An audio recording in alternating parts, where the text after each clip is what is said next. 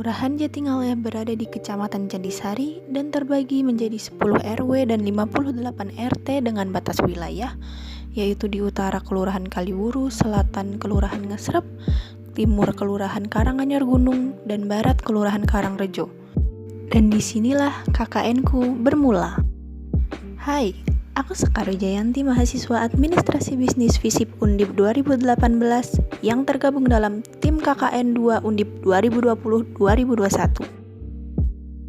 Untuk kampung kuliner kan awalnya kita membuat program karena melihat bahwa potensi warga di sini itu kebanyakan memiliki satu usaha rumahan. Iya.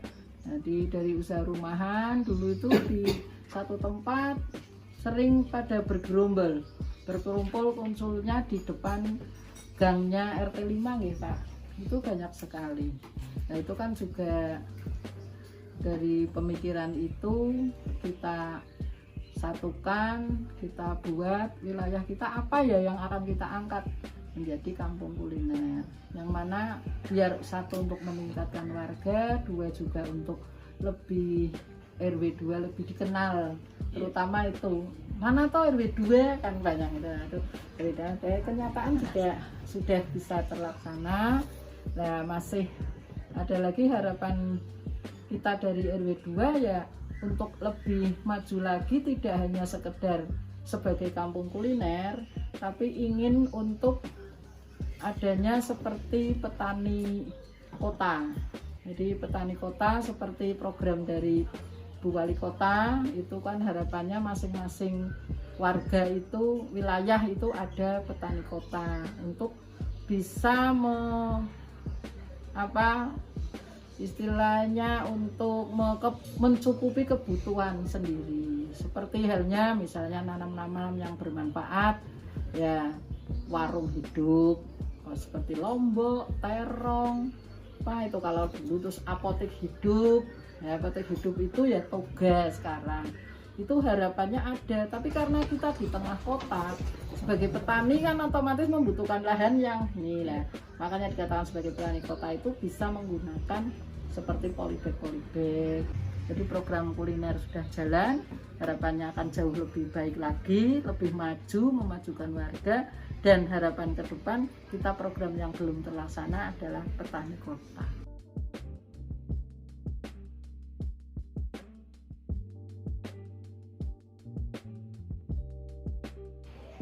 Ya, terima kasih Ibu sebagai Ketua RW di sini akan menyampaikan apa yang sudah kalian berikan program itu ya, karena ini masih masa pandemi ya, program-program yang dibuat itu sudah sesuai ya, sudah bagus mengikuti kondisi keadaan wilayah setempat ya. Jadi ini untuk program yang dibuat seperti pembuatan hand sanitizer, juga memberikan simulasi ataupun sosialisasi bagaimana kita di dalam isolasi mandiri, bagaimana kita menjaga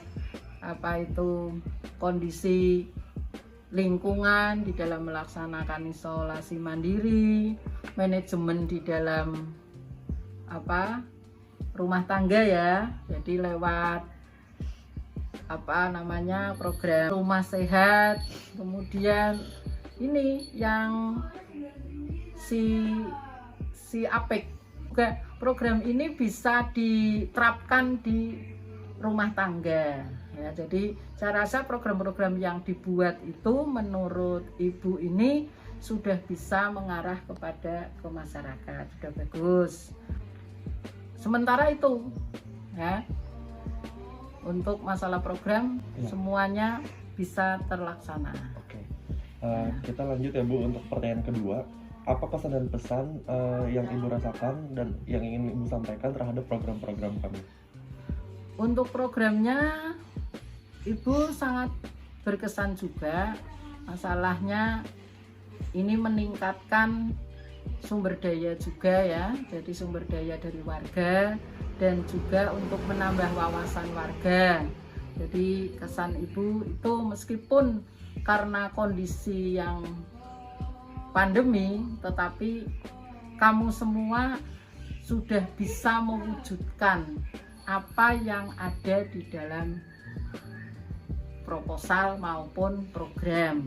Jadi kesan ibu ya senanglah menambah satu wawasan untuk warga.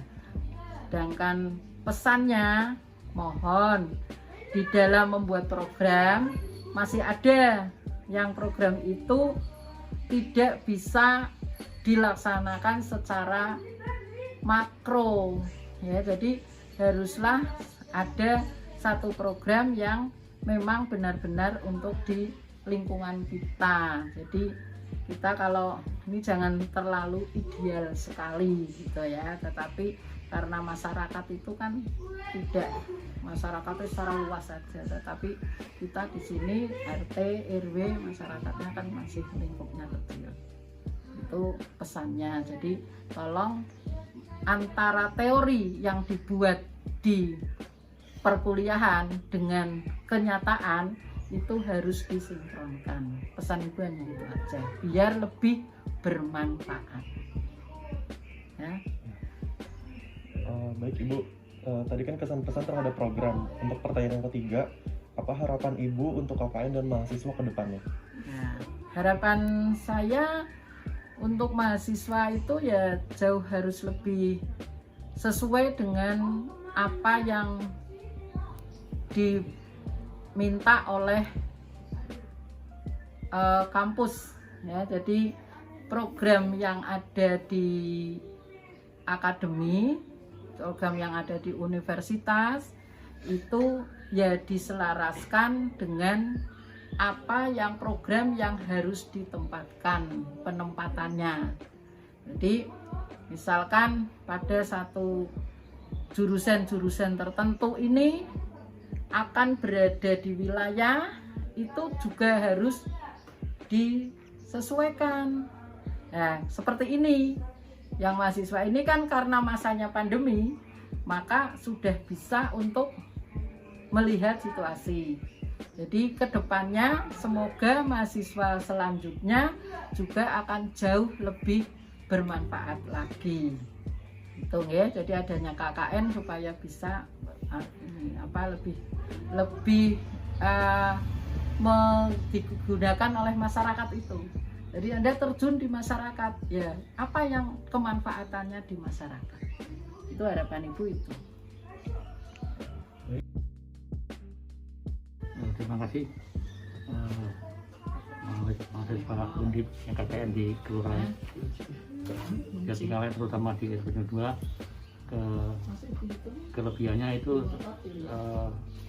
mas-mas dan mbak-mbak tuh selalu kompak dalam menyelesaikan permasalahan yang ada dan diskusi dengan saya solusi-solusi yang dipermasalahkan dan alternatif yang diinikan.